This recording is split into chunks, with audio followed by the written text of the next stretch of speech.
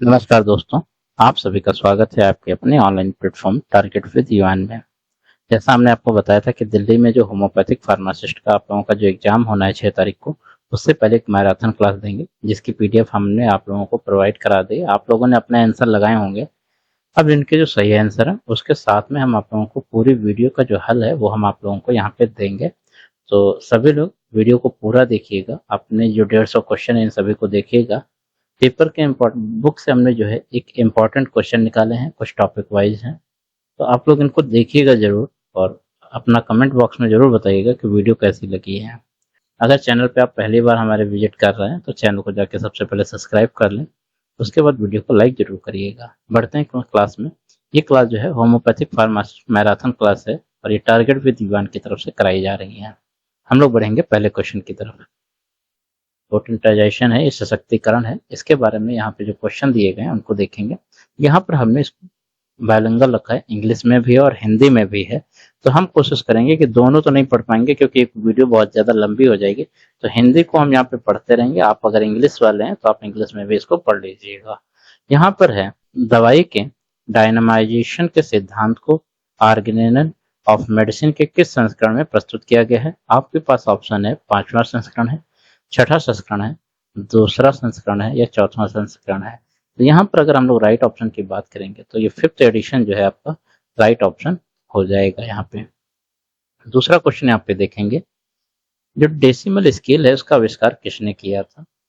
तो यहाँ पे डॉक्टर हनीमैन है, डॉक्टर बर्ट हो गए, डॉक्टर स्किनर हो गए या डॉक्टर कॉन्स्टेंटाइन हेरिंग है। तो यहाँ पर जो राइट ऑप्शन होगा ऑप्शन नंबर जो डी है आपका यहाँ पे, ठीक है, option number D, doctor Constantine herring जो है इन्होंने डेसिमल स्केल का आविष्कार किया था।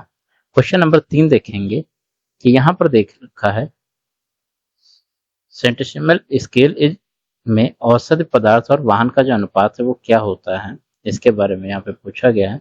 ऑप्शन है 1:99 में है, 1:9 में है, 1:6 में है या 1:2 में है। तो यहाँ पर जो आपका राइट ऑप्शन होगा ऑप्शन नंबर जो 3 है, ऑप्शन नंबर जो ए है वो सही हो जाएगा, 1:99 में इसका आंसर सही है। चौथा क्वेश्चन यहाँ पे देखेंगे, टाइट्रेशन इस प्रक्रिया के लिए किस वाहन का उपयोग किया जाता है। यहाँ पर ऑप्शन है कौन है, गोलियां हैं, टेबलेट्स हैं या दूध की चीनी है। तो यहाँ पर अगर हम ऑप्शन देखेंगे कौन सा सही है, डी ऑप्शन जो है शुगर ऑफ मिल्क, दूध की चीनी जो है ये आपका सही आंसर है। इसके बाद हम लोग क्वेश्चन नंबर 5 देखेंगे। यहाँ पे है, क्यू पोटेंसी एक ऐसा शब्द है जिसका प्रयोग किसे डिजिग्नेट करने के लिए किया जाता है। तो ऑप्शन है आपके जंपिंग पोटेंसी के लिए, 50 मिलीसिमल स्केल के लिए होता है, बैक पोटेंसी होता है या स्टेट पोटेंसी होता है। तो यहाँ पर जो राइट ऑप्शन है वो आपका हो जाएगा 50 मिलीसिमल स्केल जो है आपका ये राइट ऑप्शन हो जाएगा। क्वेश्चन नंबर 6 देखेंगे। यहाँ पे सक्सेशन शब्द जो लैटिन शब्द से आया इसका मतलब क्या होता है, तो उसके बारे में यहाँ पे पूछा गया है। गति होता है, कंपन होता है, हिलाना होता है या छींट होता है। यहाँ पे जो राइट ऑप्शन होता है शेकिंग अप, तक जो हिलाना होता है उसका मतलब होता है यहाँ पे, ठीक। क्वेश्चन नंबर 7 हम लोग देखेंगे।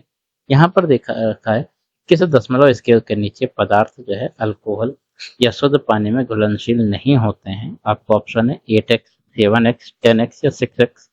राइट ऑप्शन यहाँ पर जो होगा वो 6x हो जाएगा। इसके बाद हम लोग क्वेश्चन नंबर 8 देखेंगे। यहाँ पर है, दवा डायनामाइजेशन का सिद्धांत किसने प्रस्तुत किया था। डॉक्टर बोयरेक ने प्रयोग किया था, डॉक्टर बी के सरकार, डॉक्टर हनीमैन या डॉक्टर कॉन्स्टेंटाइन हेरिंग ने किया था। राइट ऑप्शन की बात करेंगे यहाँ पे, डायनामाइजेशन का जो सिद्धांत प्रस्तुत किया था वो डॉक्टर हनीमैन के द्वारा प्रस्तुत किया गया था। ऑप्शन नंबर जो सी है वो आपका यहाँ पे सही हो जाएगा। क्वेश्चन नंबर 9 की तरफ देखेंगे। एलएम स्केल को जो है ऑर्गेनान ऑफ मेडिसिन के किस अपहोरिज्म और किस संस्करण में प्रस्तुत किया गया था, ये यहाँ पर उन्होंने पूछा हुआ है।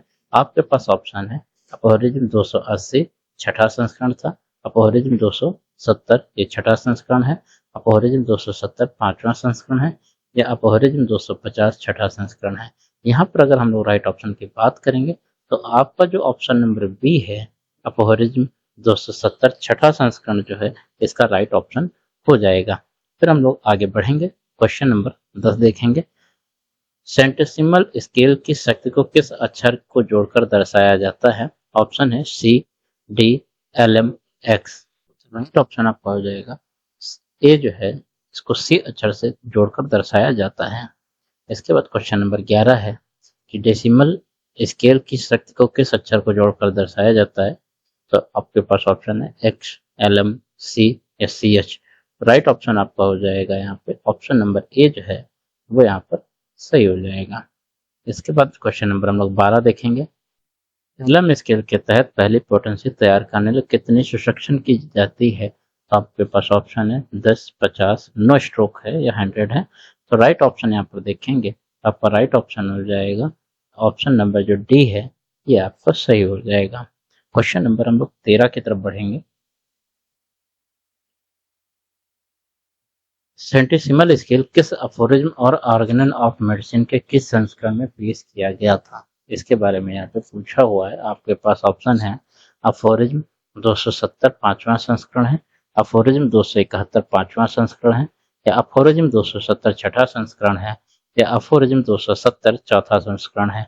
यहाँ पर हम लोग राइट आंसर की बात करेंगे तो आपका जो ऑप्शन नंबर ए है अफोरिज्म 270 पांचवा संस्करण ये आपका सही ऑप्शन हो जाएगा। आगे बढ़ेंगे।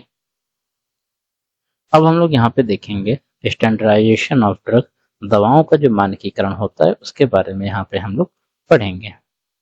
तो ऑर्गनोलेप्टिक मूल्यांकन किसके माध्यम से किया जाता है इसके बारे में पूछा हुआ है। ऑप्शन है सूक्ष्मदर्शी अध्ययन है, इंद्रियों के अंग हैं, औषधि क्रियाएं होती हैं, या रासायनिक विश्लेषण अध्ययन होता है। ये यहाँ पे ऑप्शन दे रखे हैं।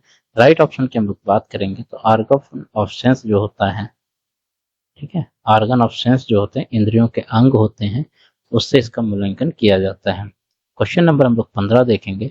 दवाओं के क्रोमेटोग्राफिक अध्ययन से किसकी पहचान करने में मदद होती है। तो आपके पास ऑप्शन है दवाओं का पीएच होता है, दवाओं के घटक होते हैं, दवाओं का पिघलने का बिंदु होता है, या दवाओं का अपवर्तनांक होता है।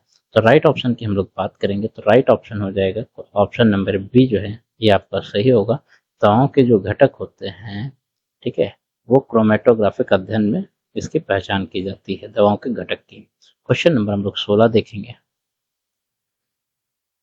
दवाओं की सूक्ष्मदर्शी परीक्षा किसमें मदद करती है। Microscopic examination of drug help in, ठीक है, आपके पास ऑप्शन दवाओं में रेजिनोइड्स की खोज के लिए होती है, पाउडर की दवाओं में मिलावट की खोज होती है, या पाउडर की दवाओं में एल्केलाइड्स की खोज के लिए होता है, दवाओं में सक्रिय तत्वों की खोज होती है। तो आपको यहाँ पे देखना है कि कौन सा ऑप्शन सही होगा। राइट ऑप्शन की बात करेंगे तो यहाँ पे भी ऑप्शन नंबर जो बी है आपका पाउडर की गई दवाओं में मिलावट की जो खोज होती है उसके बारे में यहाँ मदद मिलती है। क्वेश्चन नंबर 17 देखेंगे। यहाँ पे दवाओं के रासायनिक मूल्यांकन में किसकी मदद होती है। दवाओं के सक्रिय तत्वों की अलग पहचान और शुद्धिकरण के लिए होता है, जानवरों की अलग पहचान होती है, सूक्ष्मदर्शी तत्वों की अलग पहचान और शुद्धिकरण, औषधि गतिविधि वाली दवाओं की अलग पहचान। राइट ऑप्शन की बात करेंगे तो यहाँ पर जो राइट ऑप्शन है वो आपका ऑप्शन नंबर जो ए है ये आपका सही हो जाएगा। दवाओं के सक्रिय तत्वों की अलग पहचान और शुद्धिकरण के लिए इसका उपयोग किया जाता है। क्वेश्चन नंबर 18 देखेंगे। यहाँ पे है जैविक मूल्यांकन में दवाओं का मूल्यांकन और मानकीकरण के लिए क्या लागू किया जाता है। रासायनिक परीक्षण, इंद्रिय अंग, सूक्ष्मदर्शी अध्ययन, या औषधि गतिविधि। यहाँ पर जो राइट ऑप्शन हो जाएगा ऑप्शन नंबर जो आपका डी है औषधि गतिविधि, ये आपका सही हो जाएगा। क्वेश्चन नंबर 19 है ड्रग्स जैसे एयरबोट का परीक्षण खरगोश की आंतों या गर्भाशय पर किस में किया जाता है। ठीक है, तो भौतिक मूल्यांकन से है, रासायनिक मूल्यांकन, जैविक मूल्यांकन, या सूक्ष्मदर्शी मूल्यांकन।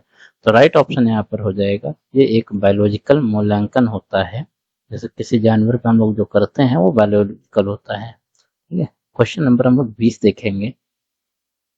ऑप्टिकल रोटेशन के लिए उपयोग किए जाने वाले उपकरण का नाम क्या है, उसको पूछा हुआ है यहाँ पे। तो राइट ऑप्शन यहाँ पर हम लोग देखेंगे, पहले ऑप्शन देख लेते हैं। हाइड्रोमीटर है, रिफ्रैक्टोमीटर है, पाइक्नोमीटर है, या पोलरीमीटर है। ठीक है, तो यहाँ पर जो है राइट ऑप्शन आपका हो जाएगा पोलरीमीटर जो आपका होता है ये ऑप्टिकल रोटेशन में मदद करता है। सैपोनिफिकेशन मूल्य किस श्रेणी में आता है। आपके पास ऑप्शन है भौतिक मूल्यांकन, रासायनिक मूल्यांकन, जैविक मूल्यांकन, या सूक्ष्मदर्शी मूल्यांकन। यहाँ पर जो आपका राइट ऑप्शन हो जाएगा वो ऑप्शन नंबर जो बी है केमिकल एवोल्यूशन जो है आपका ये राइट ऑप्शन यहाँ पे हो जाएगा। आगे देखेंगे,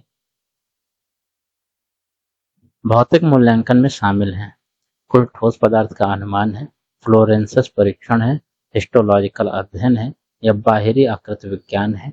यहाँ पर जो आप लोगों को राइट ऑप्शन बताना है क्या हो सकता है यहाँ पे। तो क्वेश्चन नंबर 22 का जो राइट ऑप्शन होगा, फ्लोरेंसस परीक्षण जो है वो भौतिक मूल्यांकन में शामिल होते हैं। क्वेश्चन नंबर 23 देखेंगे, मानकीकरण का उद्देश्य होम्योपैथिक दवाओं का निर्माण करना है जो अत्यधिक प्रभावी हो उपचार में शुद्धता, गुणवत्ता और सुरक्षा या मानक में। यहाँ पर जो राइट ऑप्शन है वो हो जाएगा option number C, quality safety में है इसका राइट ऑप्शन सही है। क्वेश्चन नंबर 24 देखेंगे, प्रक्रिया गुणवत्ता नियंत्रण में शामिल है दवाओं की शुद्धता के लिए आवश्यक सभी चरण, दवाओं के सभी मानक होते हैं, कच्चे माल से लेकर तैयार उत्पाद तक की हर तैयारी का चरण होता है या दवा मानकीकरण में सभी मूल्यांकन होते हैं। 24 का जो राइट ऑप्शन है वो ऑप्शन नंबर सी है, कच्चे माल से लेकर तैयार उत्पाद तक की हर तैयारी का जो चरण है वो प्रक्रिया गुणवत्ता नियंत्रण में शामिल होता है। यहाँ पर है, सीधी क्षमता को किसने पेश किया था। Straight potency is introduced by किसने किया था, डॉक्टर हैनीमैन ने किया है, डॉक्टर बर्ट हो गए, डॉक्टर स्किनर हैं या डॉक्टर कंस्टेंटाइन हेरिंग है। तो यहाँ पर जो है आपका राइट ऑप्शन 25 का जो है वो हो जाएगा, डॉक्टर बर्ट के द्वारा जो है स्ट्रेट पोटेंसी जो है आपको इन्होंने इंट्रोड्यूस किया था। क्वेश्चन नंबर 26 देखेंगे, यहाँ पर है, वह पोटेंटाइज जिनसे अगली लगातार पोटेंटाइज ज्ञात की जा सकती है, पोटेंसी जो है ज्ञात की जा सकती है, उन्हें क्या कहा जाता है। बैक पोटेंसी है, स्टेट पोटेंसी है, हाई फ्लक्शन पोटेंसी है या जंपिंग पोटेंसी है।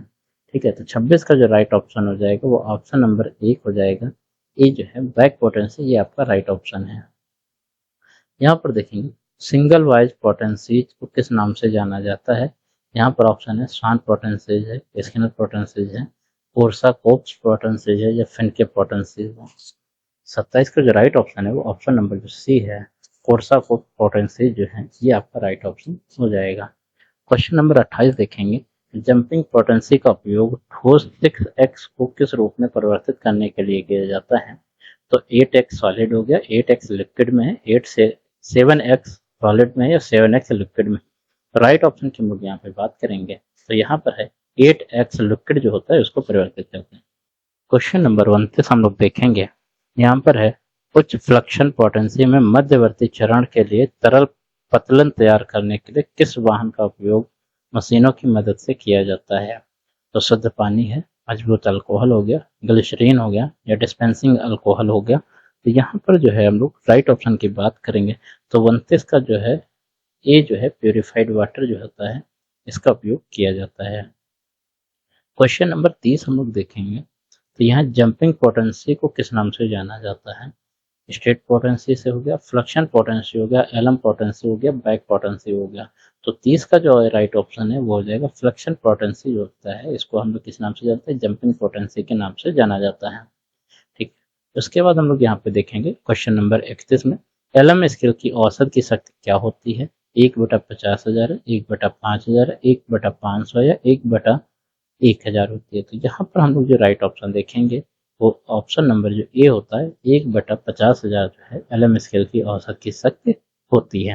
क्वेश्चन नंबर 32 देखेंगे हम लोग यहाँ पे, बर्ट पोटेंसी में दवा के कितने भाग को 9 भाग शुद्ध पानी के साथ मिलाया जाता है। तो यहाँ पर ऑप्शन है 8x, 6x, 7x, 9x।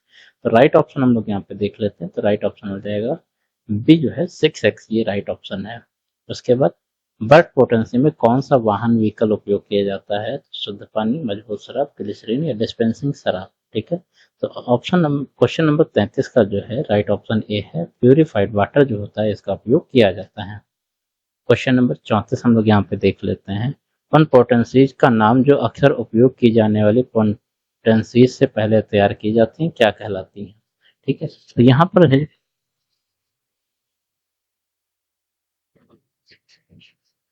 यहाँ पर जो है राइट ऑप्शन जो आपका होगा वो क्या हो जाएगा, 34 का ए जो होता है इसको बोलते हैं बैक पोटेंसी।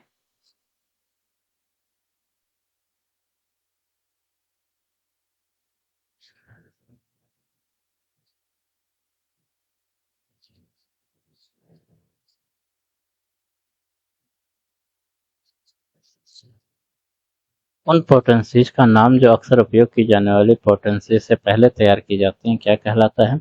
ऑप्शन है आपके back potency, state potency, high fluxion potency या जंपिंग पोटेंसी। तो राइट ऑप्शन यहाँ पर हम लोग देखेंगे ऑप्शन नंबर जो ए है बैक पोटेंसी, ये आपका सही हो जाएगा। आगे हम लोग बढ़ेंगे। फार्माकोनॉमी, औषधि का जो प्रबंधन होता है उसके बारे में हम लोग यहाँ पे क्वेश्चन देखेंगे। उनसे जो क्वेश्चन बनते हैं, जो पूछे जाते हैं, उनके बारे में यहाँ पे बताया गया है। औषधियों और दवाओं के प्रशासन के मार्ग या चैनल से संबंधित विषय को क्या कहा जाता है? उसके ऑप्शन है फार्माकोनॉमी है, फार्माकोग्नोसी है, फार्माकोपोलेक्सी है या फार्माकोलॉजी है। यहाँ पर जो 35 क्वेश्चन है उसका राइट ऑप्शन ऑप्शन नंबर जो ए है वो हो जाएगा फार्माकोनॉमी, इसको जो बोला जाता है। क्वेश्चन नंबर 36 हम लोग देखेंगे। यहाँ पे है होम्योपैथिक दवाएं आमतौर पर किस प्रकार से दी जाती हैं? तो यहाँ पर ऑप्शन है रोगी के संविधान के अनुसार, अकेले और मौखिक रूप में, तरल रूप में या संवेदनशीलता के आधार पर। तो 36 का जो राइट ऑप्शन हो जाएगा मिल जाएगा क्वेश्चन नंबर जो बी है सिंगल एंड ओरली, मतलब अकेले सिंगली जो होता है इसको ट्रांसलेट जो किया गया है, आप लोग थोड़ा सा इंग्लिश जरूर पढ़ लीजिएगा। ट्रांसलेट में हो सकता है कहीं ना कहीं कुछ गलतियां रही हैं क्योंकि गूगल की तरफ से ट्रांसलेट है अकेले और मौखिक रूप से, ठीक है, यहाँ पर दे रखा है। आप लोग इंग्लिश में भी इसको तैयार कर लीजिएगा। तो ऑप्शन नंबर जो बी है वो यहाँ पे सही हो जाएगा क्वेश्चन नंबर 36 का। क्वेश्चन नंबर हम लोग 37 देखेंगे। किस पद्धति में दवाओं को बिना घर्षण या रगड़े हुए त्वचा के संपर्क में रखा जा सकता है? तो ऑप्शन है एपिडर्मिक, रगड़ने वाली, एन एपिडर्मिक या घर्षण। तो राइट ऑप्शन हो जाएगा ऑप्शन नंबर जो सी है एन एपिडर्मिक, जो है आपका ये राइट ऑप्शन हो जाएगा। क्वेश्चन नंबर 38 हम लोग देखेंगे। ऑल्फैक्शन का मतलब जो है वो क्या होता है, इसके बारे में यहाँ पे पूछा हुआ है। तो मौखिक रूप से गंध लेना, रगड़ना त्वचा के माध्यम से। तो राइट ऑप्शन यहाँ पे है एक्ट ऑफ स्मेलिंग जो होती है वो यहाँ से संबंधित है ऑल्फैक्शन से, ठीक है। फिर यहाँ पे है विरामांकित बुखार में दवाओं का सही समय क्या होता है? उपद्रव के अंत के तुरंत बाद, उपद्रव के दौरान, ठंडे पानी से स्नान के बाद या भोजन से पहले, ठीक है। तो 39 क्वेश्चन नंबर जो है उसका राइट ऑप्शन हो जाएगा ऑप्शन नंबर ए उपद्रव के अंत के तुरंत बाद। क्वेश्चन नंबर 40 यहाँ पे देखेंगे। दवाएं निम्नलिखित समय के दौरान नहीं दी जानी चाहिए है। अग्रवेशन और अमेलियोरेशन के समय, प्रूविंग के दौरान, अमेलियोरेशन का समय दिन या रात में हो या अग्रवेशन का समय दिन या रात हो। तो 40 का जो राइट ऑप्शन है वो ऑप्शन नंबर डी है। यहाँ पर है कि अग्रवेशन का जब समय चल रहा हो, चाहे वो दिन हो या रात हो, तब ये दवा नहीं देनी चाहिए। क्वेश्चन नंबर 40 है दवा की खुराक को जो है पुनरावृत्त करने का उचित समय केवल तब होता है जब सुधार शुरू हो, ठीक होने के बाद, सुधार रुक जाए या सुधार के दौरान। तो यहाँ पर जो है राइट ऑप्शन आपका हो जाएगा ऑप्शन नंबर सी, जो है आपका वो सही है। जब सुधार रुक जाए तब जो है दवा की खुराक का जो है पुनरावृत्त जो होती है उसको करना चाहिए।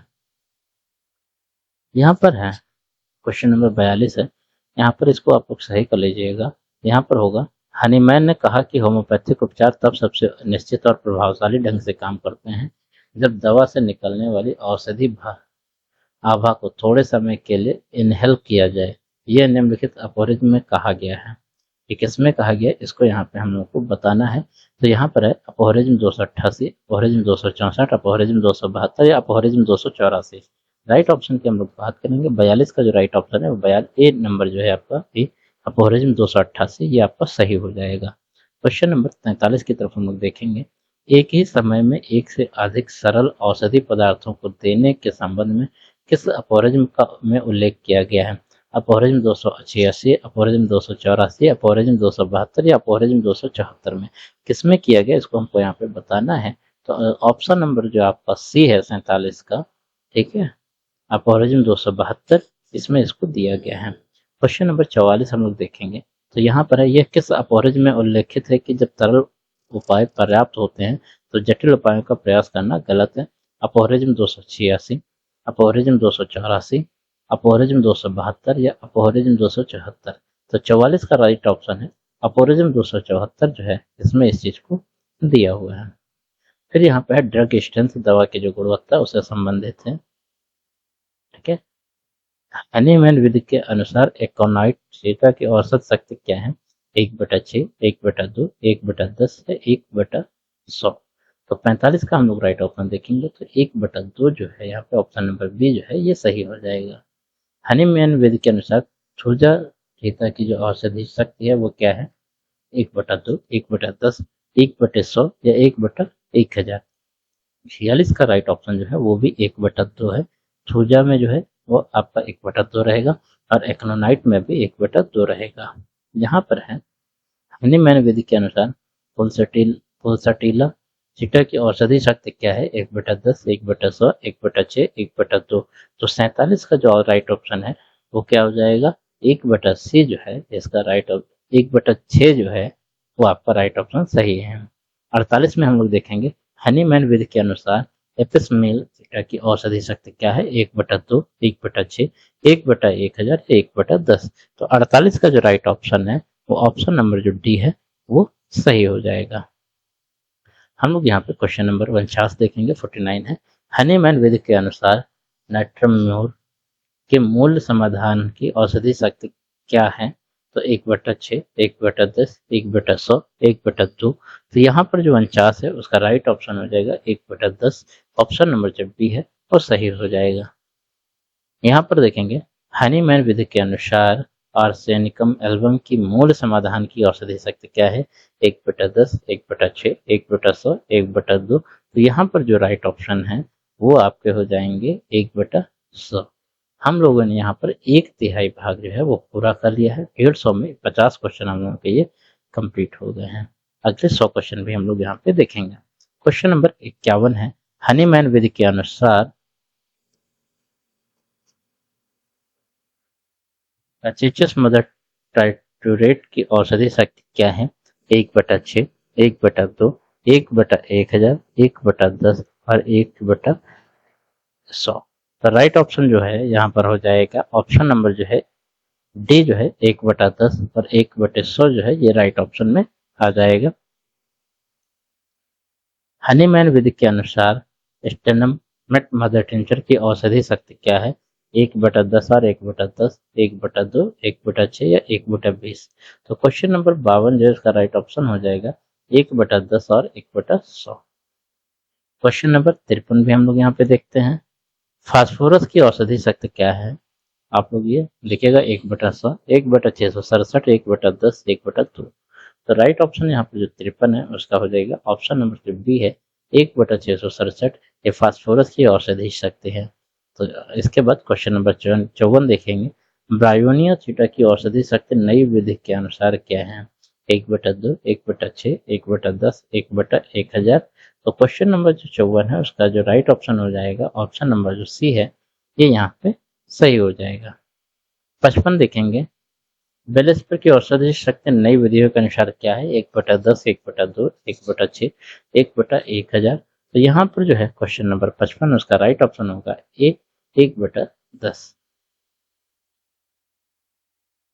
फेरियम फोस 6x की औषधि शक्ति क्या है? 1/10, 1/6, 1/10 की पावर 6 या 1/100। तो राइट ऑप्शन जो है क्वेश्चन नंबर 56 का जो है वो हो जाएगा सी 1/10 की पावर 6। ठीक है। क्वेश्चन नंबर हम लोग यहाँ पे 57 देखेंगे। पुलसटीला 30 की जो औषधि शक्ति है वो क्या है?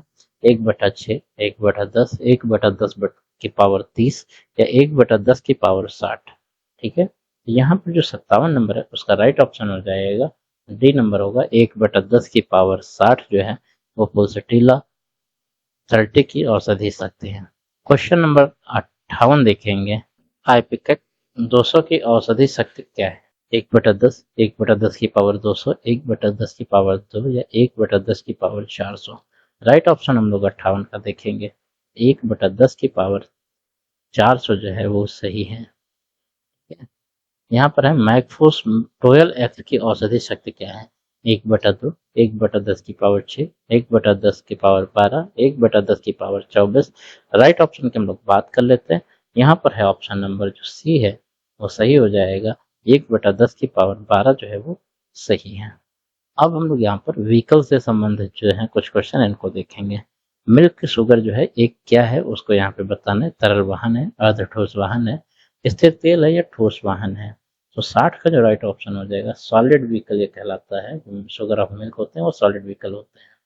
यहाँ पर देखेंगे मिल्क शुगर किससे तैयार की जाती है? Sugar of milk is prepared from कुत्ते के दूध से, बिल्ली के दूध से, बकरी के दूध से या गाय के दूध से। तो क्वेश्चन नंबर 61 जो है उसका राइट ऑप्शन हो जाएगा गोट मिल्क जो होता है, बकरी के दूध से इसको तैयार किया जाता है। क्वेश्चन नंबर 62 है, दूध की शुगर का रासायनिक सूत्र क्या है? उसके बारे में हमको यहाँ पे बताना है। तो राइट ऑप्शन हम डायरेक्ट आपको यहाँ पे बताएंगे। ऑप्शन नंबर जो सी है, C12H22O11H2O जो है इसका राइट ऑप्शन सही हो जाएगा। दूध की शुगर का आणविक भार क्या होता है, इसको यहाँ पे पूछा हुआ है। Molecular weight of sugar of milk, यहाँ पर हम लोगों को बताना है। क्वेश्चन नंबर 63 है, राइट ऑप्शन क्या होगा? 18 होगा, 46.07 होगा या 92.1 होगा, 360.3 होगा। राइट ऑप्शन की अगर हम लोग बात करेंगे 63 का जो सही ऑप्शन है वो ऑप्शन नंबर जो डी है, ठीक है, ये इसका सही आंसर हो जाएगा। आगे हम लोग बढ़ेंगे तो 1 ग्राम लैक्टोज कितने मिलीलीटर पानी में घुलता है? 2.6 मिलीलीटर पानी में, 5 मिलीलीटर पानी में, 7.6 मिलीलीटर पानी में, 10 मिलीलीटर पानी में। 64 का जो राइट ऑप्शन है ऑप्शन नंबर जो बी है, 5 ml ऑफ वाटर, 5 मिलीलीटर पानी में 1 ग्राम लैक्टोज जो है वो घुल जाता है। क्वेश्चन नंबर 65 देख लेते हैं। यहाँ पे है क्लोज के अनुसार मटेरिया मेडिका में यहाँ पे होगा, ये गूगल ट्रांसलेट है थोड़ा सा, यहाँ पे हो जाएगा मटेरिया मेडिका, ठीक है। मैं दूसरा सबसे अच्छा औषधि कौन सी है? तो एकोनाइट है, बेलाडोना हो गया, थूजा हो गया या प्लासेबो हो गया। तो राइट ऑप्शन की हम लोग बात करेंगे 65 का जो है, 65 का जो डी है प्लासेबो, ये राइट ऑप्शन हो जाएगा, ठीक है। क्वेश्चन नंबर 66 हम लोग देखेंगे, गन्ने की जो चीनी का रासायनिक सूत्र है वो क्या है, उसको यहाँ पे हमको बताना है। तो राइट ऑप्शन हम लोग सीधे बताते हैं। ऑप्शन नंबर जो ए है 66 का, 66 का जो ए है C12H22O11 जो है वो गन्ने की चीनी का जो रासायनिक सूत्र है ये यहाँ पे इसका सही है। क्वेश्चन नंबर 67 देखेंगे, 1 ग्राम गन्ने की चीनी कितने मिलीलीटर पानी में घुल जाती है? 1 मिलीलीटर पानी में, 1.5 मिलीलीटर पानी में, 0.5 मिलीलीटर पानी में, 2.6 मिलीलीटर पानी में, ठीक है। 67 का जो राइट ऑप्शन हो जाएगा वो 6 होगा, 0.5 ml ऑफ वाटर, 0.5 मिलीलीटर पानी में ये जो है घुल जाता है। क्वेश्चन नंबर 68 हम लोग देखेंगे, गन्ने की चीनी का उपयोग किसकी तैयारी के लिए किया जाता है? तो ऑप्शन है ग्लोब्यूल्स के लिए, स्पर्मेसेटी के लिए, या मिल्क शुगर या सूप के लिए किया जाता है। तो राइट ऑप्शन जो है 68 का जो ऑप्शन नंबर ए है ये सही हो जाएगा। ग्लोब्यूल्स के लिए जो इसका तैयार किया जाता है। ग्लोब्यूल्स किससे तैयार किए जाते हैं यहाँ पे पूछा हुआ है। सैक्लैक्स होता है, शुद्ध गन्ने की चीनी होती है, अंडे का एल्ब्यूमिन होता है या गुड़ होती है। तो 69 का जो राइट ऑप्शन है वो हो जाएगा बी ऑप्शन जो है वो सही हो जाएगा। प्योर केन शुगर जो होती है, शुद्ध गन्ने की जो चीनी होती है उससे ये तैयार किया जाता है। फिर है ग्लोब्यूल्स का पिघलने का जो है बिंदु होता क्या होता है? मेल्टिंग पॉइंट ऑफ ग्लोब्यूल्स कितना होता है उसको यहाँ पे बताया है। 120 degree centigrade, 180 degree centigrade, 150 degree centigrade या 160 डिग्री सेंटीग्रेड। राइट ऑप्शन हम लोग देखेंगे तो पिघलने का जो बिंदु है वो कितना है? ऑप्शन नंबर जो डी है 160 डिग्री सेंटीग्रेड, ये यहाँ पे राइट ऑप्शन हो जाएगा। ऑप्शन नंबर क्वेश्चन नंबर 71 देखेंगे, ग्लोब्यूल्स जो होते हैं वो कैसे होते हैं, ये यहाँ पे पूछा हुआ है। मीठे होते हैं, खट्टे स्वाद में होते हैं, कड़वे स्वाद के होते हैं या स्वादहीन होते हैं? तो 71 का जो राइट ऑप्शन है वो क्या होते हैं? यहाँ पर मीठे स्वाद के होते हैं। आप लोगों को समझना भी चाहिए कि अभी ऊपर जो हम लोगों ने पढ़ा था कि जो ग्लोब्यूल्स होते हैं वो किससे बने होते हैं? शुद्ध गन्ने की चीनी से। तो गन्ने की जो चीनी होती है वो क्या होती है? उसमें क्या होता है? मिठास होती है। आप इस तरह से याद रखिएगा, ये मीठी होती हैं, ठीक है। क्वेश्चन नंबर 72 हम लोग यहाँ पे देखेंगे, जो टैबलेट्स हैं वो किससे तैयार की जाती हैं? कैन शुगर मतलब होता है, केन मतलब गन्ना चीनी से होता है, मिल्क शुगर होता है, स्टार्च होता है या अंगूर की शुगर से होता है, ठीक है। तो क्वेश्चन नंबर जो 72 है उसका राइट ऑप्शन हो जाएगा शुगर ऑफ मिल्क जो है वो होती है। शुगर ऑफ मिल्क जो अभी हमने आप लोगों को पढ़ाया था वो किससे बनी होती है? किसके दूध से बनती है? बकरी के दूध से।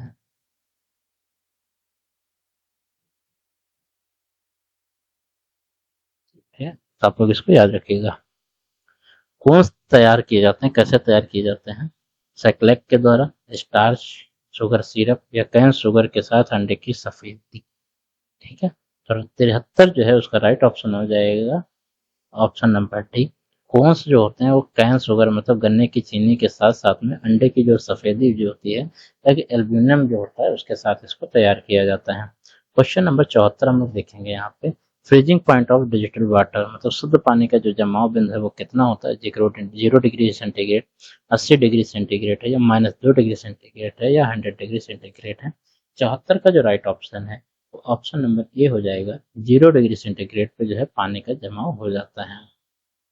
फिर यहाँ पे डिस्टिल्ड वाटर पानी मतलब डिस्टिल्ड पानी में सामान्य शुद्धता जो है वो क्या होती है, स्टार्च है, क्लोराइड्स और कैल्शियम है, आटा है, या ग्लूकोज होता है।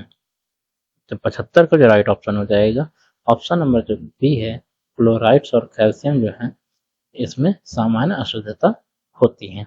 76 नंबर हम लोग देखेंगे, क्वेश्चन नंबर 76 है। तो डिस्टिल्ड पानी का उपयोग किसके निर्माण के लिए किया जाता है, शुद्ध पानी इसको बोलते हैं। तो लिनमेंट्स के है, मलहम है, लोशन है, सेरेट्स है। 76 का जो राइट ऑप्शन है वो हो जाएगा लोशन को तैयार करने के लिए डिस्टिल्ड वाटर का जो है शुद्ध पानी का उपयोग किया जाता है। क्वेश्चन नंबर हम लोग 77 देखेंगे, स्टार्च को माल्टोज में बदलने की प्रक्रिया को क्या कहा जाता है उसके बारे में यहाँ पे पूछा हुआ है। ऑप्शन है अल्कोहलिक फर्मेंटेशन होता है, सैक्रिफिकेशन होता है, डिस्टिलेशन होता है, क्रिस्टलाइजेशन होता है। 77 का जो राइट ऑप्शन है वो हो जाएगा ऑप्शन नंबर बी, सैक्रिफिकेशन जो होता है ये स्टार्च को माल्टेज में बदलने की प्रक्रिया होती है। 78 है कि जो आपकी शराब होती है, अल्कोहल जो होता है उसका फ्रीजिंग पॉइंट जो है ठोस होने का बिंदु मतलब एक बर्फ में जमने का जो बिंदु होता है वो कितना है। 114 degree centigrade, 50 degree centigrade, 94 degree centigrade, या 210 डिग्री सेंटीग्रेड। 78 का जो राइट ऑप्शन है वो हो जाएगा option number A, 114 degree centigrade जो है आपका ये होता है। शराब और अल्कोहल का उबलने का जो बिंदु है वो कितना होता है उसके बारे में यहाँ पे पूछा हुआ है। 100 degree centigrade, 290 degree centigrade, 78.5 degree centigrade, या 180 डिग्री सेंटीग्रेड। तो 79 जो है उसका राइट ऑप्शन जो है आपका हो जाएगा 78.5 डिग्री सेंटीग्रेड जो है ये आपका राइट ऑप्शन हो जाएगा। क्वेश्चन नंबर हम लोग 80 देखेंगे, शराब में सबसे सामान्य अशुद्धता क्या है। फ्यूजल तेल है, अम्ल है, पानी है, अल्केहाइड्स होते हैं। ठीक है, क्वेश्चन नंबर 80 जो है उसका राइट जो ऑप्शन है यहाँ पे फ्यूजल जो तेल होते हैं वो उसमें सामान्य शुद्धि होती है। बड़े डोज में शराब जो है, इन लार्ज डोज अल्कोहल क्या है, उत्तेजक है, खाद्य पदार्थ है, दवा है, या विष है। तो बड़े डोज में जो शराब होती है वो क्या होती है, क्या हो जाता है इसमें विष मतलब एक तरह से देखे होंगे बहुत ज़्यादा लोग डोज ले लेते हैं, शराब ले लेते हैं तो क्या होता है उनकी मृत्यु हो जाती है ज़्यादातर। तो यहाँ पे इससे संबंधित है, आप लोग इसको समझ जाइएगा। क्वेश्चन नंबर 82 हम लोग अगर देखेंगे तो यहाँ पर है एब्सोल्यूट अल्कोहल का विशिष्ट गुरुत्वाकर्षण जो है 15.6 डिग्री सेंटीग्रेड पर है। ठीक है, तो इससे कुछ पूछा हुआ है तो गुरुत्वाकर्षण जो है उस पर पूछा हुआ है कुछ क्वेश्चन है ये 0.816, 0.89, 0.792, 0.840 है। तो 82 का जो राइट ऑप्शन हो जाएगा वो हो जाएगा सी, 0.792 जो है इसका इतने डिग्री पर जो है इसका गुरुत्वाकर्षण होता है। ठीक है, 0.792 जो है इसका विशिष्ट गुरुत्वाकर्षण है, और कितने डिग्री सेंटीग्रेड पे, 15.6 डिग्री सेंटीग्रेड। इसके बाद यहाँ पर हम लोग देखेंगे क्वेश्चन है, इसके process of sugar of milk की शुद्धता के लिए निम्न में से कौन सा उपयोग किया जाता है। तो पतला अल्कोहल मतलब डाइल्यूट अल्कोहल होता है, मजबूत अल्कोहल स्ट्रांग अल्कोहल हो गया, शुद्ध आत्मा स्प्रिट एक तरीके से देखा जाएगा, ये आत्मा यहाँ पे गलत हो गया है, इसको स्प्रिट ही लिख लीजिए। ठीक है, ऑप्शन अल्कोहल एब्सोल्यूट अल्कोहल। तो यहाँ पे जो राइट ऑप्शन हो जाएगा 83 का ऑप्शन नंबर जो डी है, अब पूर्ण अल्कोहल जो है वो शुगर ऑफ मिल्क में जो है उपयोग किया जाता है। फिर scale of homeopathic preparation of drug है, होम्योपैथिक दवाओं की पैमाने की जो तैयारी है उससे संबंधित है। तो डेसिमल स्केल को प्रस्तुत किया था, किसने किया था, ये यहाँ पे पूछा हुआ है। विलियम बोरिक ने, कॉन्स्टेंटाइन हेरिंग ने, डॉक्टर पियर स्मिथ ने, या डॉक्टर हैनीमैन ने। तो 84 का जो राइट ऑप्शन है वो ऑप्शन नंबर जो आपका बी है, कॉन्स्टेंटाइन हेरिंग जो है। ठीक है, ये यहाँ पे राइट ऑप्शन हो जाएगा। क्वेश्चन नंबर 85 देखेंगे, डेसिमल स्केल की दवा की ताकत क्या है। 1/100 है, 1/6, 1/10 या 1/2 है। तो यहाँ पर जो है 85 का राइट ऑप्शन जो है ऑप्शन नंबर सी है, 1/10 जो है इसकी ताकत होती है। इसके बाद 86 नंबर हम देखेंगे, सेंटिसिमल स्केल को किसने पेश किया था उसके बारे में यहाँ है। विलियम बॉयरिक ने, कॉन्स्टेंटाइन हेरिंग ने, डॉक्टर पेरिक स्मिथ ने या डॉक्टर हैनीमैन है। तो 86 नंबर जो इसका राइट ऑप्शन होगा, डॉक्टर हैनीमैन के द्वारा इसका प्रयोग, मतलब इसको इन्होंने पेश किया था। इसके बाद यहाँ पर है new method of preparation of mother tincture. नई जो मेथड है उससे जो मदर टिंचर तैयार होता है उससे संबंधित ये कुछ क्वेश्चन है। न्यू मेथड द्वारा तैयार की गई अधिकांश मदर टिंचर की दवा शक्ति क्या होती है। ठीक है, यहाँ मात्र टिंचर हो गया है, इसको मदर टिंचर कर लीजिएगा। 1/10, 100, 1/100, 1/6, 1/10, 1/2। 27 का जो राइट ऑप्शन है वो ऑप्शन नंबर सी हो जाएगा, 1/10। 88 नंबर हम लोग देखेंगे, मैशरेशन और परकोलेशन के दौरान रस निकालने के बाद जो निष्क्रिय रेशेदार सामग्री बचती है उसे क्या कहते हैं। मर्क है, मदर टिंचर, मेस्ट्रम या मैग्मा। 88 का जो राइट ऑप्शन है वो ऑप्शन नंबर बोलते हैं ए है, जो उसको बोलते हैं मर्क। 89 की देखेंगे,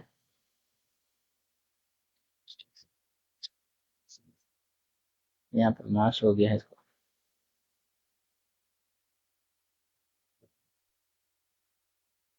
मदर टिंचर तैयार करने की संक्षिप्त जो विधि है उसको क्या बोलते हैं। नया तो न्यू मेथड में है, मैसरेशन हो गया या परकुलेशन हो गया। ठीक है, पुराना तैयार है, ओल्ड मेथड हो गया। तो 89 का जो ऑप्शन है इसको बोलते हैं परकुलेशन। ठीक है, इसके बाद देखेंगे डिकंटाइट्रेशन और फिल्ट्रेशन इस विधि में आवश्यक नहीं है। इसके बारे में यहाँ पे हम लोगों को बताना है। तो क्या हो सकता है, न्यू मेथड, मैसरेशन, परकुलेशन या फिर पुराना तरीका जो है उसको यहाँ। तो क्वेश्चन नंबर जो 90 है उसका राइट ऑप्शन होगा परकुलेशन। ठीक है, ये यहाँ पे सही है।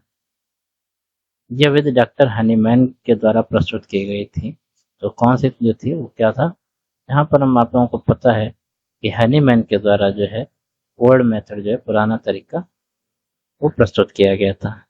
Preparation of mother tincture old method में है। तो अब इसके क्वेश्चन देख लेते हैं। क्लास 1 ड्रग स्ट्रेंथ जो है वो क्या है, 1/2, 1/4, 1/6, 1/10।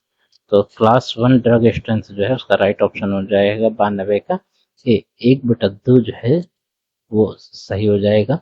क्लास 3 ड्रग स्ट्रेंथ जो है वो क्या रहेगा, ऑप्शन नंबर जो 93 है, 93 का ऑप्शन नंबर जो सी है 1/6, ये यहाँ पे सही हो जाएगा। फिर हम लोग 94 देखेंगे। क्लास 1 के लिए मौलिक नियमन डॉक्टर हनीमैन की मटेरिया मेडिका पूरा में किस ड्रग के अंतर्गत वर्णित है। तो बेलाडोना है, पेट्रोलियम हो गया, थूजा हो गया, नाइट्रम म्योर के द्वारा हो गया। तो 94 का जो राइट ऑप्शन है वो हो जाएगा ए, बेलाडोना। ठीक है, 95 देखेंगे। क्लास 9 में शामिल है सबसे रसदार पौधे, ताजे पौधे, ताजे जानवर या बी और सी दोनों।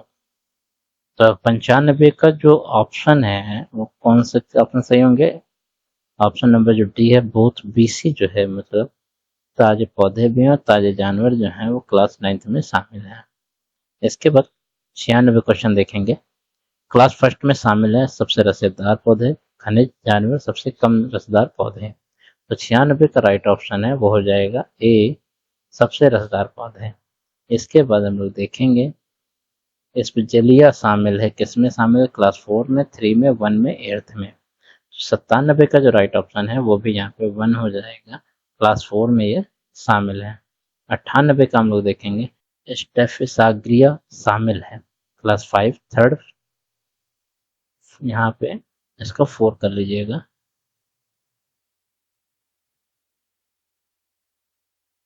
ठीक है, फिफ्थ में, थर्ड में, फोर्थ में या एट्थ में। तो राइट ऑप्शन हो जाएगा यहाँ पे 98 जो है उसका राइट ऑप्शन सी जो है क्लास 4 है वो सही है। ए वर्ग के लिए मूलभूत नियम डॉक्टर हनीमैन के मटेरिया मेडिकापुरा में निम्नलिखित के तहत वर्णित है। तो आर्सेनिकम एल्बम है, पेट्रोलियम में थूजा है, नाइट्रम मोर है। तो 99 का जो राइट ऑप्शन हो जाएगा नाइट्रम मोर जो है आपका ये सही हो जाएगा, ऑप्शन नंबर डी है। क्वेश्चन नंबर हम लोग 100 देखेंगे। क्लास 7th वर्ग के मूलभूत नियम डॉक्टर हनीमैन के मटेरिया मेडिका में निम्नलिखित के तहत वर्णित हैं। सोजा है, आर्सेनिकम मेट है या मैट्रियम म्योर है या एसिड फॉस है। यहाँ पर जो राइट ऑप्शन हो जाएगा 100 का जो सही है वो ऑप्शन नंबर जो बी है ये सही हो जाएगा। ठीक है, तो इस प्रकार हम लोगों ने कम से कम 100 क्वेश्चन जो है कंप्लीट कर लिए हैं। 50 क्वेश्चन अभी और बचे, उनको हम लोग फटाफट देख लेते हैं और इसके बाद जो है आप लोग इसको दोबारा एक बार रिपीट कर लीजिएगा जिससे ही आप लोगों को अच्छे से तैयार हो जाए। ठीक है, तो बढ़ेंगे 101 की तरफ। यहाँ पर है प्रिजर्वेशन ऑफ ड्रग, औषधियों का जो संरक्षण है उसके बारे में यहाँ पे हम लोग पढ़ेंगे। तो गट्टा पर्चा की बोतलों का उपयोग किसके संरक्षण के लिए किया जाता है? फ्लोरिक एसिड, मजबूत पदार्थ, क्षार या अम्ल के लिए। तो 101 का जो राइट ऑप्शन है वो हो जाएगा फ्लोरिक एसिड के लिए। ठीक है, क्वेश्चन नंबर 102 है ग्लिसरीन में डीप फ्रिज में संरक्षित किया जाता है। ठीक है, मजबूत पदार्थ, विष, अम्ल या पशु भाग, तो किसको संरक्षित करते हैं ग्लिसरीन में? तो ऑप्शन नंबर जो 102 है इसका राइट ऑप्शन हो जाएगा विष को जो हम लोग है ग्लिसरीन में करके उसको डीप फ्रिज में संरक्षित किया जाता है। 103 का हम लोग क्वेश्चन देखेंगे। पानी के नीचे संरक्षित किया जाता है, किसको संरक्षित किया जाता है? डैश है इज प्रिजर्व अंडर वाटर, पानी में किसको संरक्षित किया जाता है? Phosphorus, sulphur, hepar sulph, fluoric acid. तो 103 का जो है राइट ऑप्शन हो जाएगा ए, फास्फोरस को हम पानी में संरक्षित करते हैं। 104 है सभी पोटेंसी वाले दवाओं को निम्नलिखित तरीकों से संरक्षित किया जाना चाहिए सिवाय किसके? प्रकाश से सुरक्षित हो, नीले रंग की बोतलों में, गर्मी से सुरक्षित हवा बंद डिब्बा में, एयर टाइट कंटेनर, हवा बंद डिब्बा। तो 104 का जो राइट ऑप्शन हो जाएगा वो हो जाएगा option number B, blue coloured bottle जो है नीले रंग की जो बोतलें हैं उनमें इनको संरक्षित किया जाता है। ठीक है, दूसरा है प्रिस्क्रिप्शन राइटिंग है, पर्चे की जो लिखाई होती है उसमें क्या है? ठीक है, आदर्श पर्चा निश्चित क्रम में किससे बना होता है? इसको यहाँ पे इन्होंने पूछा हुआ है, तो हम डायरेक्ट यहाँ पे आपको आंसर बता देते हैं कि क्वेश्चन बड़ा है और इसमें समय लगेगा। तो 105 का जो क्वेश्चन इसका राइट ऑप्शन हो जाएगा ऑप्शन नंबर डी। ठीक है, प्रिस्क्रिप्शन, इंस्क्रिप्शन, सब्सक्रिप्शन या साइनेचर। ठीक, सिग्नेचर, यहाँ पे साइनेचर इसको सिग्नेचर पढ़िएगा। ठीक है, तो ये इस तरीके से इनका होता है। क्वेश्चन नंबर हम लोग 106 देखेंगे। फार्मासिस्ट को दवा कैसे वितरित करनी इसके निर्देश किसमें शामिल हैं? प्रिस्क्रिप्शन में, इंस्क्रिप्शन में, सब्सक्रिप्शन में, सिग्नेचर में। ठीक है, तो 106 का जो राइट ऑप्शन है वो हो जाएगा ऑप्शन नंबर 6, सब्सक्रिप्शन में। ठीक है, इसका क्वेश्चन नंबर हम 7 देखेंगे। दवा का नाम, उसकी पोटेंसी, उसकी मात्रा किसमें शामिल होती है? प्रिस्क्रिप्शन में, इंस्क्रिप्शन में, सब्सक्रिप्शन में, सिग्नेचर में। तो 107 का जो राइट ऑप्शन है वो हो जाएगा इंस्क्रिप्शन में, और ऑप्शन नंबर बी। इसके बाद 108 हम लोग देखेंगे। तत्काल को निम्न के रूप में किसमें दर्शाया जाता है? S.O.S से, H.S से, O.D है स्टैट। ठीक है, तो 108 जो है उसका राइट ऑप्शन हो जाएगा ऑप्शन नंबर डी, स्टैट। ठीक है, इसके ऑप्शन नंबर क्वेश्चन नंबर 109 देखेंगे। जो बीडी सिग्नेचर का जो संक्षिप्त रूप है उसको क्या कहते हैं? दिन में 2 बार, दिन में 3 बार, दिन में 1 बार, दिन में 4 बार।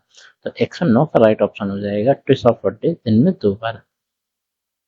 क्वेश्चन नंबर हम लोग 10 देखेंगे। 110 एजेट ऑफ यूज संक्षिप्त रूप का क्या अर्थ है? जोर से हिला देना, एक गिलास, खिलाफ, उपयोग से पहले हिला दें। तो 110 का जो और राइट ऑप्शन हो जाएगा सेक बिफोर यूज जो है वो इसको यहाँ पे इसका संक्षिप्त रूप है।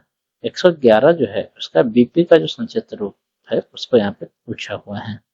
ठीक है, 111 नंबर 111 का है बीपी का मतलब है रक्तचाप, भोजन से पहले उबलने का बिंदु या भोजन से पहले, blood pressure, before food, boiling point, before meal. ठीक है, तो यहाँ पे हो जाएगा बॉइलिंग पॉइंट। 111 का ये जो है राइट ऑप्शन है।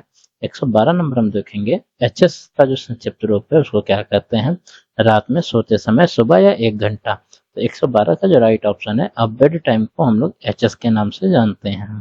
भोजन से पहले को कैसे दर्शाया जाता है? PR.C होता है, P.R.N होता है, पुली होता है या P.R होता है। तो 113 का जो राइट ऑप्शन है वो ए जो है वो सही हो जाएगा, PR.C होता है। ठीक है, 114 हम लोग यहाँ पे देते हैं। जितना आवश्यक हो उसे कैसे दर्शाया जाता है? QP, QS, QV या QL के द्वारा दर्शाया जाता है। तो 114 का जो राइट ऑप्शन होगा वो हो जाएगा ऑप्शन नंबर डी, क्यूएल के द्वारा इसको दर्शाया जाता है। टिंचर को कैसे दर्शाया जाता है, तो टिंचर में क्या है, टी आर ई होता है, TER होता है, TR है, UNA होता है। तो 115 का जो राइट ऑप्शन है वो हो जाएगा TR, इसको टिंचर बोलते हैं। 116 का हम लोग यहाँ पे देख लेते हैं, 4 time a day represented as, दिन में 4 बार को कैसे दर्शाया जाएगा। BID होता है, QID होता है, IDS होता है या OD होता है। 116 का जो राइट ऑप्शन होगा वो हो जाएगा QID। ठीक है, ऑप्शन नंबर जो बी है QID, ये सही हो जाएगा। इसके बाद हम लोग क्वेश्चन देखेंगे 117। अब है यहाँ पे पोस्टोलॉजी, जिसको बोलते हैं खुराक या दवाओं के बारे में जानने का विज्ञान। फिर यहाँ पे निम्न पोटेंसी कौन सी होती है, यहाँ पर देना है आपको जवाब। तो ऑप्शन है आपके पास below 30, above 30, above 1M, above 2M। 117 का जो राइट ऑप्शन हो जाएगा वो हो जाएगा बिलो 30, जो है वो निम्न पोटेंसी होती है। 118 हम लोग देखेंगे मध्यम पोटेंसी कौन सी होती है, below 30, above 2M, above between 30 to 1M होता है या बिलो 30 होता है। 118 का जो राइट ऑप्शन है वो ऑप्शन नंबर सी है आपका, बिटवीन 30 टू 1M, ये आपका सही हो जाएगा।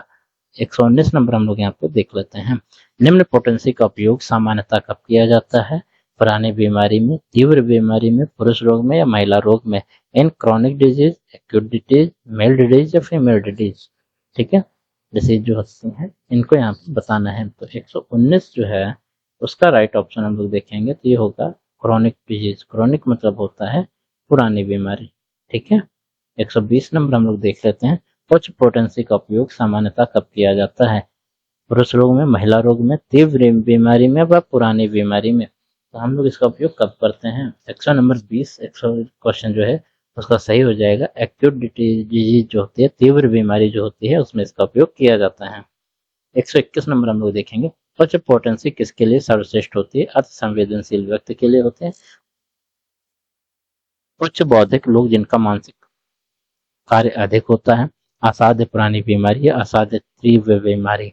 ठीक है, तो 121 का जो राइट ऑप्शन है वो हो जाएगा ऑप्शन नंबर बी, उच्च बौद्धिक लोग जिनका मानसिक कार्य अधिक होता है, उनको उच्च पोटेंसी जो है सर्वश्रेष्ठ होती है। फिर हम लोग यहाँ पे देखेंगे निम्न पोटेंसी किसके लिए सर्वश्रेष्ठ होती है, संवेदनशील रोगी के लिए, मानसिक कार्य के लिए, गहरी नींद के लिए, अपरिवर्तनीय रोगात्मक परिवर्तन वाले रोगी के लिए। तो 122 का जो राइट ऑप्शन है वो ऑप्शन नंबर जो डी है वो सही हो जाएगा, अपरिवर्तनीय रोगात्मक परिवर्तन वाले रोगी को।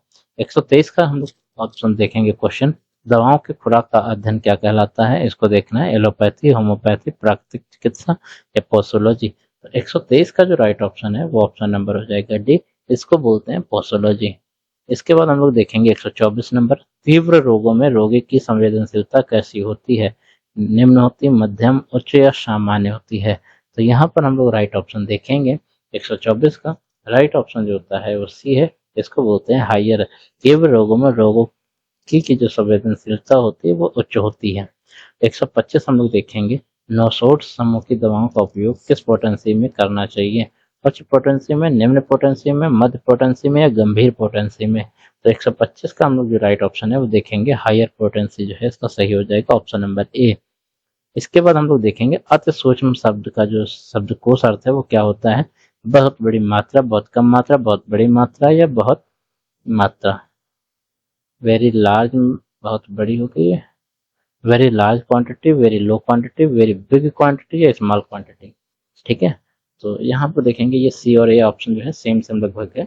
126 का जो राइट ऑप्शन है वो हो जाएगा स्मॉल क्वांटिटी, छोटी मात्रा में इसको करना चाहिए, अति सूक्ष्म का होता है।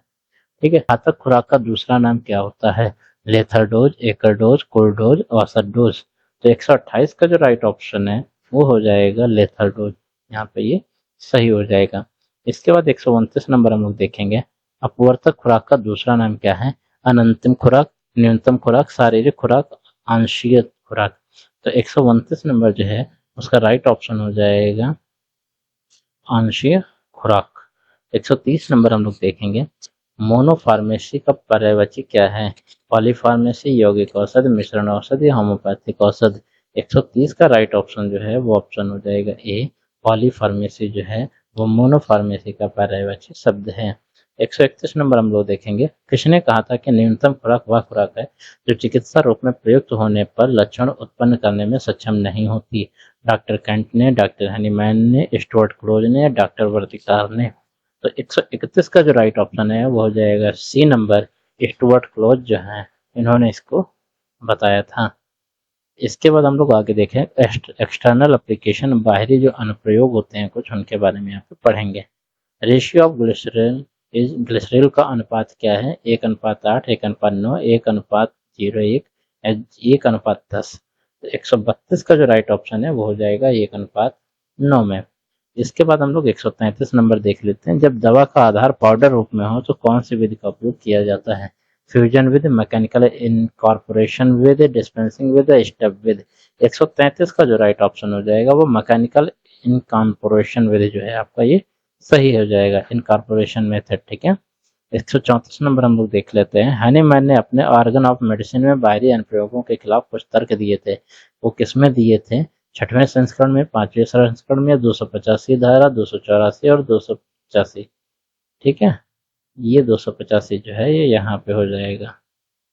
तो धारा 284 और धारा 285 या धारा 199 में। तो 134 का जो राइट ऑप्शन है वो ऑप्शन नंबर बी हो जाएगा। 5वां जो संस्करण है वो यहाँ पे सही है।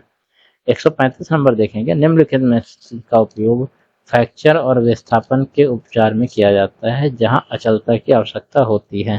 प्लास्टर ऑफ पेरिस बैंडेज होता है, बैंडेज होता है चिपकने वाला बैंडेज है, या सर्जिकल कटान होता है। तो 135 का जो हम लोगों का राइट ऑप्शन हो जाएगा वो ऑप्शन नंबर जो ए है, प्लास्टर ऑफ पेरिस बैंडेज जो होता है ये सही हो जाएगा। 136 नंबर हम लोग देखेंगे, बैंडेज अपनी लोच के कारण अत्यधिक दबाव और समर्थन प्रदान करता है। क्या है? रोलर है, चिपकने वाला है, इलेक्ट्रोक्रेप हो गया, सामान्य हो गया। तो 136 का जो राइट ऑप्शन हो जाएगा वो हो जाएगा सी, इलेक्ट्रोक्रेप। ठीक है। इसके बाद हम लोग यहाँ पे फार्माकोपिया, औषधि कोष से संबंधित कुछ शब्द, मतलब कुछ क्वेश्चन दे रखे हैं, उनको हम लोग यहाँ पे पढ़ेंगे। यहाँ फार्माकोपिया शब्द की उत्पत्ति कैसे हुई थी? फ्रेंच, ग्रीक, जर्मन, लैटिन भाषा में, किस भाषा में हुई थी? इसको हमको यहाँ पे बताना है। ऑप्शन जो है 137 का जो सही ऑप्शन है वो हो जाएगा बी, ग्रीक भाषा में इसका जो है उत्पत्ति हुई थी। पहला होम्योपैथिक फार्माकोपिया जो है कौन सा है? IHP है, BHP है, GHP है, AHP है। तो 138 का जो राइट ऑप्शन है वो हो जाएगा GHP। GHP को बोलते हैं जर्मन होम्योपैथिक फार्माकोपिया। ठीक है। BHP हो गया ब्रिटिश फार्माकोपिया, IHP हो गया इंडियन फार्माकोपिया, और AHP होता है शायद ऑस्ट्रेलियन। ठीक है, एक बार इसको देख लीजिएगा इसका फुल फॉर्म क्या है। इन सभी के फुल फॉर्म जरूर याद करके रखिएगा।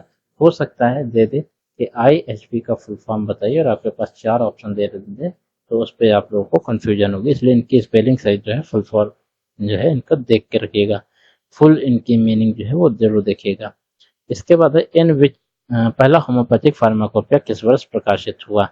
तो 1790 में, 1796 में, 1805, 1825 में। तो 139 का जो राइट ऑप्शन है वो हो जाएगा 1825 में पहला फार्माकोपिया प्रकाशित हुआ था। 140 नंबर हम देखेंगे, पहला होम्योपैथिक फार्माकोपिया किसने प्रकाशित किया था? डॉक्टर एस हनीमैन ने, डॉक्टर बोयनिंगहाउसन ने, डॉक्टर CW कैस्परी ने, डॉक्टर A ब्रावर्ट ने। 140 का जो राइट ऑप्शन है वो हो जाएगा सी, डॉक्टर CW कैस्परी के द्वारा इसको किया गया था।